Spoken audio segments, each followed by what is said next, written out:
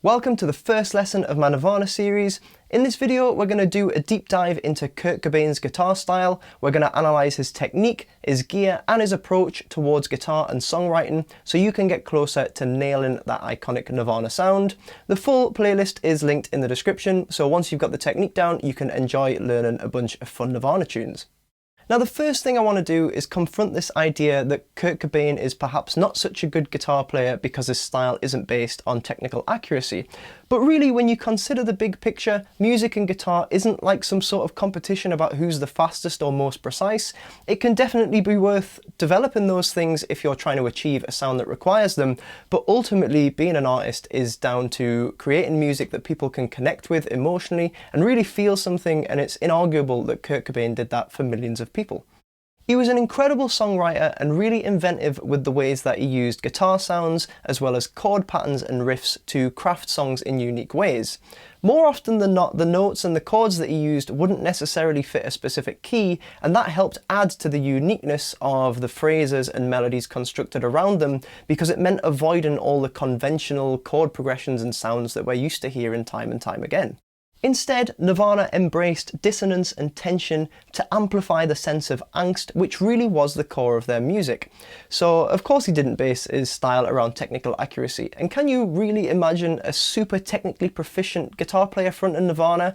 It just wouldn't work, because really the messiness is a big part of the aggression and kind of anti-elitist, anti-perfectionist sentiments that Nirvana's music encapsulated so well. Although on the topic of technical skill, you have to hand it to Kurt that he was pretty ambidextrous in terms of what he could play and sing at the same time. It came pretty natural to him to play a tricky riff while singing a verse over the top and keep the timing of both of them quite solid, even if they're a bit syncopated. For example, the verses of Come As You Are and All Apologies are quite good examples, so it might be that his technical skill is more in that department rather than your typical virtuosic guitar traits. But in terms of actual guitar technique, he definitely had a few quirks in his playing which would influence the sound, so let's take a closer look at those now, so you can choose to implement them into your own playing if you want, just to match the sound with a little bit more accuracy. The first thing I want to talk about here is power chord technique. Now, normally power chords would be played with 3 fingers, so first finger on the bottom string, third finger on A string, little finger on D string, and everything else muted. But Kurt Cobain would play power chords using a bar with the third finger on the higher notes. So here I've got first finger still on the bottom string, but then third finger bar in the A and D strings. Now, there's definitely an efficiency to this, but probably the reason it's not used as commonly as the 3-finger version is because it's very easy to catch extra strings. So for example, on this E root power chord, if I accidentally catch the G string, actually add in a sus4 to the chord, so this would become a G sus4. Or if I shift it up to an A root chord, like the C power chord, I'd actually get a major third. So there it just becomes a major bar chord.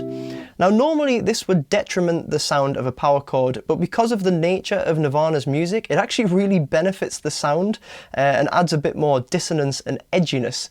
So you might want to try using this bar power chord technique in Nirvana songs. I've been using it while I've been getting used to these songs, and now it feels kind of wrong to play a Nirvana tune without it, so it's definitely something that you can get used to. Now, these extra accidental notes just happen naturally in Kurt's playing, so it's pretty difficult to purposefully replicate accidental notes, and it's very easy to make them sound a bit forced or over the top. So my best advice would be to just aim for the correct strings in the power chord, but hit the strings quite hard with the right hand and see if you can just get it to occasionally happen automatically without really thinking too hard about it.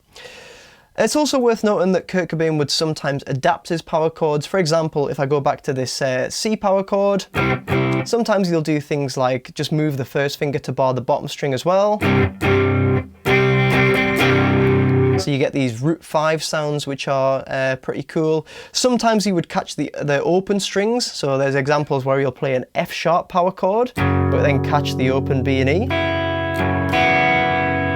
they're pretty cool sounds as well. So I'll explain all of these little differences in the song lessons, but I want to make a note that if you're really struggling with this barred power chord technique and it's ruining the experience of playing the tunes, just use normal 3-finger power chords for now and enjoy learning the songs and playing along, and you can always adapt to the Kurt style later on if you fancy. As I mentioned before, I've only really got used to this technique for the purpose of this lesson series, and I've been playing Nirvana songs with normal power chords at gigs for years and years, and no one's ever pulled me up on it. So especially if you're just playing at home for fun, use whatever technique you feel most comfortable with. A couple more optional extras. Kurt Cobain would play his D chords using just first and second finger. So first finger would be on the G string, second finger would be on the B string, and this would give you like an open D power chord. However, I also noticed that sometimes he bars with the first finger, catching the top string, and that gives you a D major. Took me a while to figure out that that's what he was doing. Sometimes I was hearing the third, but not sure how he's playing it, but that's what he's doing.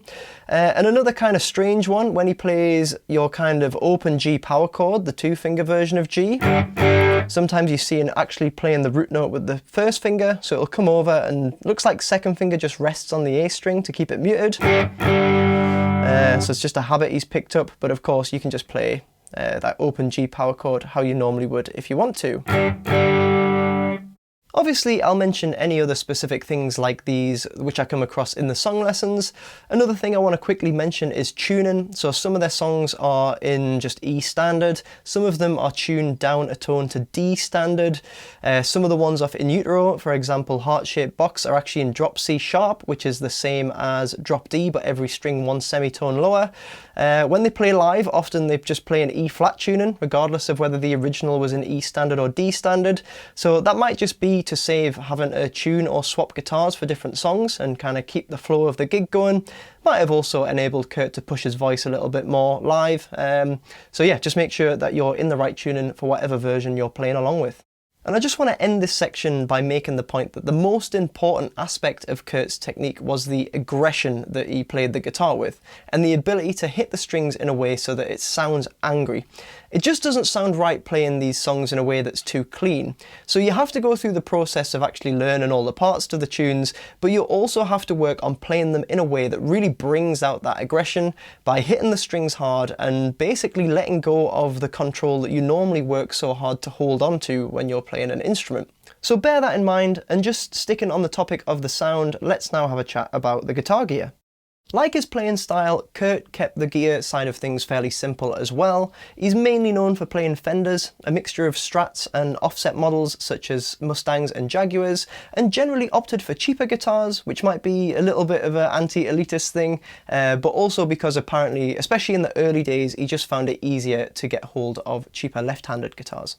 Amp-wise, he used a bit of a variety, depending on what he could get hold of for different albums and tours. Sometimes he would mix the preamp from one brand with the cab of another, so there's no real specific requirements in terms of amps really. Although you do need access to both a clean and a dirty channel, so if you're using a 2-channel amp with a foot pedal to switch between them, that'll be absolutely fine. If you've just got a single channel amp, you're probably going to have to set that to clean and have some sort of distortion pedal to kick in when the heavy riffs start.